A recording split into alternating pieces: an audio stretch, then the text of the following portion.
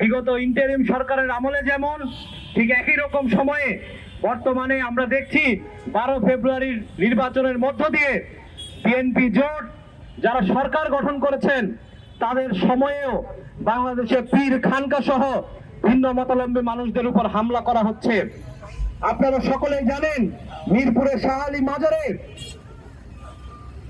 হামলার ঘটনা ঘটেছে এবং আমরা বিভিন্ন সংবাদ মাধ্যমে দেখছি বাংলাদেশে বিরোধী রাজনৈতিক যে দল, বাংলাদেশে প্রধান বিরোধী দল হিসেবে যারা কাজ করছেন সেই জামাতি ইসলামীর নেতৃবৃন্দের বিরুদ্ধে এইখানে হামলার অভিযোগ উঠেছে।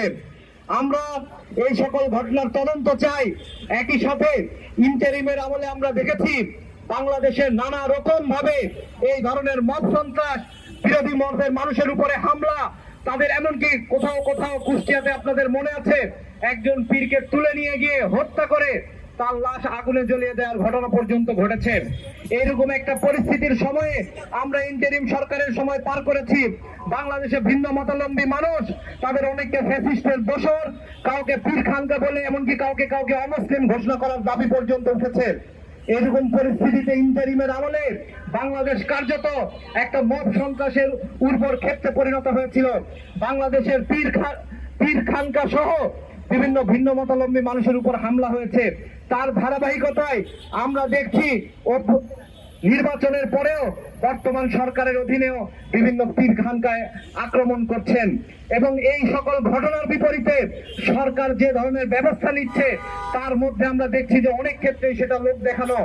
এমনকি সরকার কার্যত শক্তভাবে সকল পথ মতের মানুষের তাদের যে মত দেবার অধিকার, তাদের যে নিজেদের মত সেটা সুরক্ষা, সেটা এই সরকার নিশ্চিত করতে পারছে না। আমরা অবিলম্বে বর্তমান সরকারের কাছে দাবি জানাই সারা দেশে যে সকল জায়গায় মব সন্ত্রাস, যে সকল মাজার খানকায় হামলার ঘটনা ঘটেছে আপনার সরকারের সময়ে সেই সকল ঘটনার বিচার করতে হবে। একই সাথে বিগত ইন্টারিমের আমলে বাংলাদেশে যতগুলো মাজার খানকা ভিন্ন মতাবলম্বী মানুষের উপর হামলা হয়েছে সেই সকল হামলার মামলারও বিচার করতে হবে এবং এই সকল বিচারে সরকারের কোনো তাল বাহানা আমরা শুনবো না।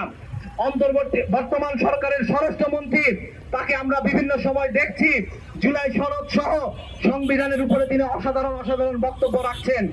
এমনকি বিরোধী দলের নেতৃবৃন্দকেও আমরা দেখছি তারা এই সকল ব্যাপারে চিন্তিত যে স্বরাষ্ট্রমন্ত্রী তার কাজ বাদ দিয়ে এই কাজ করছেন কিনা।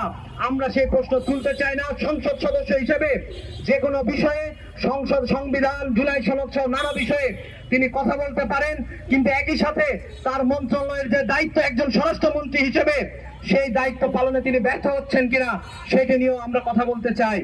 এবং একই সাথে আমরা বর্তমান স্বরাষ্ট্রমন্ত্রীকে বলি অবিলম্বে এই সকল মব মামলার বিচার করুন, যারা এর সাথে জড়িত তাদেরকে অবিলম্বে গ্রেফতার করে বিচারের আওতায় আনুন।